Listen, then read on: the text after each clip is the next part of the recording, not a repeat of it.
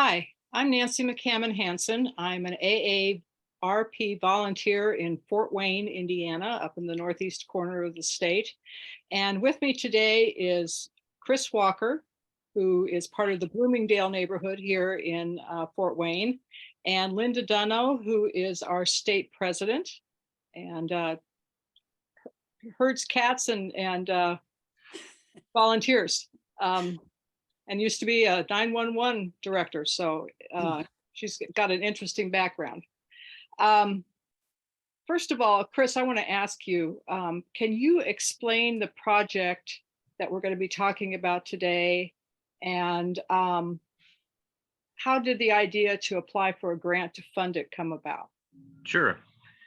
As you mentioned, I'm the president of the Bloomingdale Neighborhood Association, which is a small area, an urban area near downtown Fort Wayne, just north of the river and just north of downtown, with about 2,200 residents. And we are always in communication with the Active Transportation Coalition and other transportation groups in our area and the city of Fort Wayne.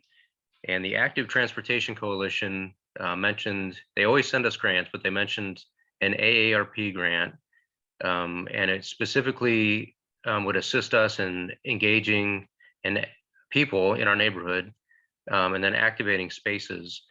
And even though it's a competitive grant, we applied for it, and we were one of the lucky few who received it. And it's allowing us to do exactly that this summer. We've engaged people of all ages in spaces that were up until this summer underutilized and empty. And so it's worked out really well for us. We're very fortunate. So those spaces, explain a little bit about what you're doing with them. So we identified 3 places, and that was founded on AARP has a triangle theory of engaging spaces. So we utilize that methodology. We have a city park. It's a very small pocket park on Wells Street. That's one part of the triangle. And then we have an empty grass lot between a small shop and Hyde Brothers bookstore. And there's actually a mural on the bookstore that's been there for years, and then a new mural on the small gift shop next door. So we wanted to activate that space. And then directly across the street is an alley, and we just got lucky. The city just happened to pave that alley right at the beginning of this grant. So it's a brand new alley between the Indiana Mexican Bakery and an ice cream shop, a little ice cream shop. So those 3 spaces are the ones that we wanted to activate and get people to come out. And I can go into a little more detail about what we requested to make that happen if you like. Yeah, let's do that. But before we do that, I want to ask Linda, the Active Transportation Coalition in Fort Wayne, how does AARP interact with that? What kind of a relationship do we have? That came out of a project that we did down on Columbia Avenue. A lot of the people, the first grant that we got from AARP for community improvement was the Columbia Avenue grant. And out of that grant, we had a great number of people that were volunteering. And there was a younger group that didn't want to focus just on 50 and over. And so the Active Living Coalition came out of that. And at that time, Nathan Miller, who was with Purdue, was running that. And I think they have a new leader now. AARP, I get their newsletters all the time and on their chat. So we know what they're doing, but they're more focused on all age groups. And so we're here to help. Sometimes I'll get a call and say, what's out there available. And we encourage them to let their members know that these grants were available. So that came out of, that was 2016, I think. And it's kind of got a life of its own, but we are very aware of what they're doing. Okay. So Chris, back to you. Tell us a little bit more about the project.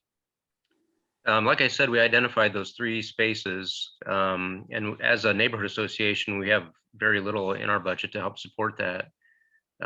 So we identified, just when talking with neighbors and business owners and other people in the community, and looking at some of the resources that the ATC had, items that we could put in those spaces and events that we could host to activate the spaces and engage the neighbors. So we've purchased furniture, Adirondack chairs, tables. We've hosted cookouts. We just did a Blocktoberfest community event that was attended by a lot of people. And it also coincided with trick-or-treating on the Wells Corridor and at one of the churches. So that brought in total over 2,200 people to the Bloomingdale neighborhood. So some of it is just things like furniture, and other parts of it are resources to help us host events in those areas, whether it be music or food. Those two things always seem to be very helpful in attracting people.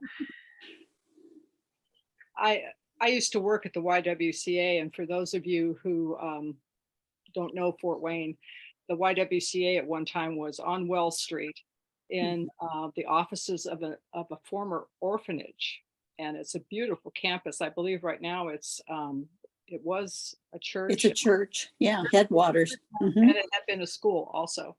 And it's a really interesting part of town because Wells Street is kind of like a little town, like the main street of a little town. And Hyde Brothers, of course, a used bookstore. You can't hope for more than that. But what else is the neighborhood like as far as ages of people who live there? I know there's an elementary school in that area. So our average age, according to the most recent census data, is just over 30, about 33. But we do have a lot of people over 50, and our Hispanic and African American community has increased quite a bit, especially the Hispanic community. So part of our engagement is reaching out to them and getting them more involved in the neighborhood. They're up to 11% in the Bloomingdale neighborhood, and that keeps increasing. And the Wells Street corridor, you told me, has an interesting history. And for those of you who are not familiar with Indiana history, and I wasn't until I moved here, there was quite a relationship between the English, the French, and the I don't want to say pioneers, but the settlers who came through and lived in this area. And Wells Street was a corridor to Fort Dearborn. Is that what you said? Yes, it started as an Indian trail. So way back when, it was an Indian trail, and it was Fort Dearborn, which is where Chicago is now, was the destination. Fort Wayne was kind of a portage area, and then later we had the canal, and so commerce just continued to increase along the Wells Corridor until we have what we see today. And there are still a lot of historic buildings all along the Wells Corridor. A lot of those built in the late 1800s, early 1900s. And so our goal is to maintain those and then kind of retain some of that historic village-like character that the corridor already has. And just one more thing about Fort Wayne, we have two rivers that come together to form a third river. And so the city is designed in the central part, kind of around the rivers as far as where the streets go and that kind of thing. So it's a very interesting place to live. So if you really love history and you love Native American history, look up Fort Wayne. So the idea for doing this, where did it come from, and who did the planning? Our association board did a lot of the planning. As I mentioned in my email to you, that Bloomingdale, unfortunately, and specifically the Wells Corridor, was just a target area for the opiate crisis that we had a few years ago. There were a lot of overdoses along the corridor, and things were in decline. And then right after that, we went into the pandemic. So people initially were just afraid to come out of their homes, I think. And then with quarantining, people weren't engaged in coming out of their homes. So the timing of the grant for us was perfect. We just needed a shot in the arm in the Bloomingdale area in our neighborhood to help encourage people to come out and visit with each other. And so it was exactly what we needed at the right time. I just find that so interesting that small neighborhood, not with neighbors that are terribly affluent, that an idea to do something like this to bring people into the neighborhood. Um, did you have much opposition to it? No, no, not at all. Um, as with any project or program, sometimes it's frustrating to get people involved. But this has been very, very helpful, and we're ecstatic about the effect it's had on the neighborhood. Just like I said, getting people out of their homes and engaging with each other again. Like I mentioned, the census data, since before all those issues that we had, our census data has completely changed. So our neighborhood has changed quite a bit since before the pandemic and the opiate issues that we had. So um, again, it's been very, very helpful to us. So Linda, why would an organization like AARP get involved with a project or help fund a project that isn't specifically targeted toward, I hate to say this, older people? Which we are, right? They are, yes. I think AARP sees that any improvement that you can make to a community and neighborhood, et cetera, and if you're doing it in mind of accessibility and livability for people 50 and over, it's going to trickle down and affect the whole neighborhood. And I was able to attend their ribbon cutting or ceremony, and there were a lot of city officials there too. And I think that's the other side of it, is getting their attention and letting them know that this community cares about what's going on in their neighborhood, and showing them that they're willing to put the effort out and apply for grants. There were 84 applications in the state of Indiana. The executive council and staff sits down and puts it down to 10. Those 10 go to national, and 4 of the 10 that we got approved by national. So that speaks well. This is the 3rd time Fort Wayne has gotten a grant over the years. And I think it speaks well for the fact, number one, I think one of the biggest things about AARP, everybody thinks it's for old people. We've lowered the age down to 50 because we realized a lot of the programs we were providing, if you didn't attend them until you were 65, it was a little late because a lot of them were for, retirement. And if you haven't planned your retirement by the time you're 65, it's a little late by then. So I think it's a younger approach, taking it down to 50. And our whole society has changed. There's a lot of grandparents that are taking care of grandkids, raising grandkids. We have a lot of combined families. And I think the neighborhood aspect we need to get back to is people feeling safe in their communities and being able to get out and interact. And that's all age groups. Very, very, very true. So Chris, is this work done now or is it still ongoing? It's ongoing. We have till the end of November to do the closeout on the grant. So we still have some activities left that we need to host, and some of the new furniture that we purchased through the grant to install in those areas, in those 3 areas. I will say one of the collateral things that has been an outcome of this grant is through the discussion with the neighbors and the engagement, we've been able to introduce them to a community garden that we've established during this time, the same time that many people didn't know about, and they wouldn't know about if we didn't have these engagement activities and these events through AARP. It's created discussion about safe transportation in our area, and then allowed us to spread the word about the resources on the AARP website. I had no idea when I started this, the amount of information that was available on that website, whether it has to do with safe transportation. Yeah. One of the hot topics right now in our neighborhood is accessory dwellings, and the city is actually getting ready to change some of their code. So for us, and I have it sitting right here next to me, I have a handbook from AARP on accessory dwellings. So for us to have that kind of information that we can put out to our neighbors, whether they're over 50 or not, and then have educational information available to us as neighborhood association board members and leaders has been amazing. So we appreciate that. So what kinds of comments have you gotten from people in the neighborhood about this project and from the business owners on Wells Street? Well, because of its location, it has certainly benefited the Wells corridor. And the events have allowed us to interact with them a little more as neighbors, because we all have the same mission and the same goal. Um, so I think that's been a benefit to everybody. Okay. I drove down Wall Street the other day hoping to see some of the things that you were doing, and there was so much traffic. And I think part of that is because of the bridge on Lafayette being reconstructed. Mhm. Um,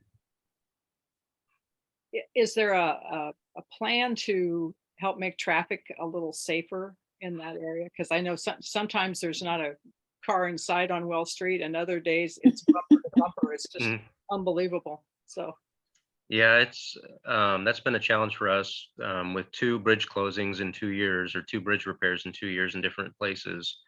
As you drove north on Wells Street and came over the bridge, you may have noticed a traffic calming project where they installed an island to allow you to cross halfway across Wells Street and then the rest of the way to the police fire memorial.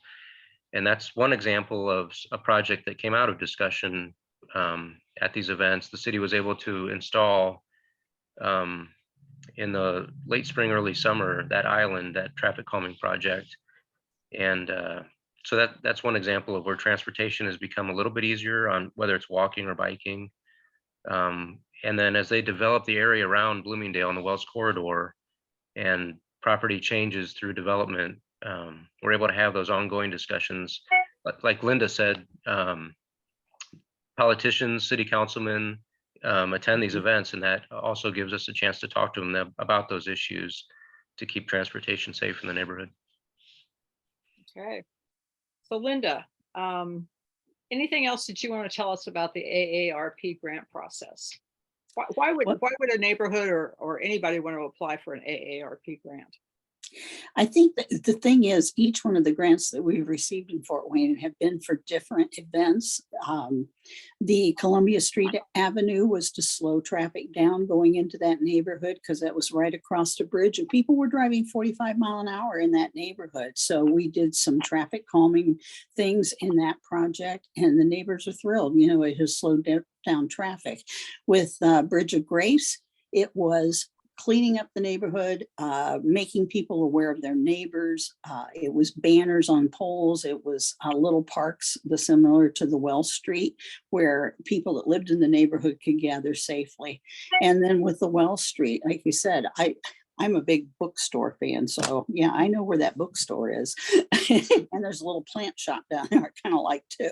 Mhm.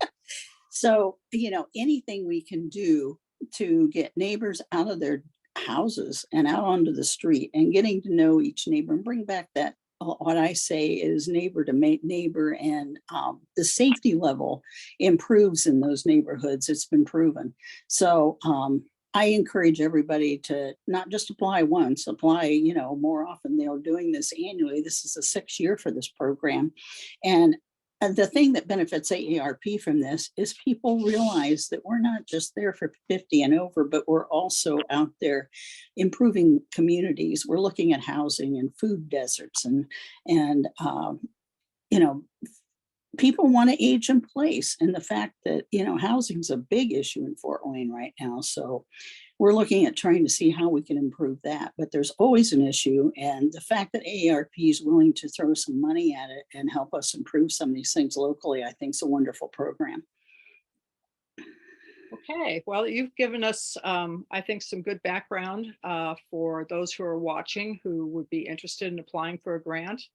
I would assume that the first thing you have to do is come up with a project and do a little research insofar as what kind of dollars you would need and who would be doing the work and that sort of thing. And Linda, is this a national thing or is it only in Indiana? Oh, it's a national. They gave out, let's see, it's in all 50 states. They gave out 260 grants this year nationwide. Wow. And that includes Puerto Rico and Washington, D.C. Okay, so there is money, there is an interest on both sides from AARP and from the communities. And I would assume you both would strongly encourage people to check it out. Absolutely. Yep, Anything else? $3.4 million isn't anything to cough at, and that's what they gave out this year. No, that's a nice chunk of change. Yeah. Anything else that you would like to add? Like Linda said, I would encourage people to at least apply for the grant if they feel they have a worthwhile project. We honestly didn't think we would have a chance because we had heard that so many people apply, and we were ecstatic when we were awarded the grant. Very surprised and ecstatic. Mhm. And when I talk to people at these events, they're surprised that AARP is doing this type of thing, just because they have that thought that it's mostly for older people. And I'm over 50 and I'm a member, so it's I would encourage people to apply. Mhm. The things that you guys are doing are amazing, and it doesn't take a lot of money. Our grant was less than 13,000, and it's amazing the benefits that that's provided with that amount of money. Linda, anything else to add? I think it's one of the best things AARP has done.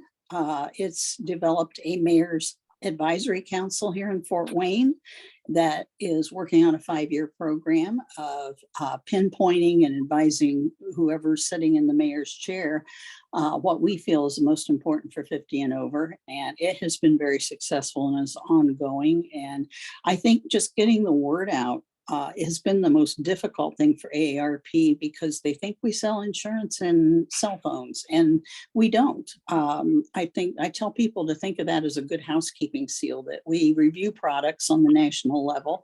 If we think it's a good deal, we put our stamp of approval on it. But that's, that's what people think of, because most of the mailings and the advertising they see on TV is what that is. So I think this program has given us an opportunity to spread the word that that's not all AARP is. And we hope, Chris, we're always looking for volunteers. So Mhm. We have a meeting next Tuesday afternoon at 2 yeah. locally. Mhm. Okay, this has been a great conversation, and Mhm. I thank you both for being here this morning, and thank you all for tuning in and listening to this discussion.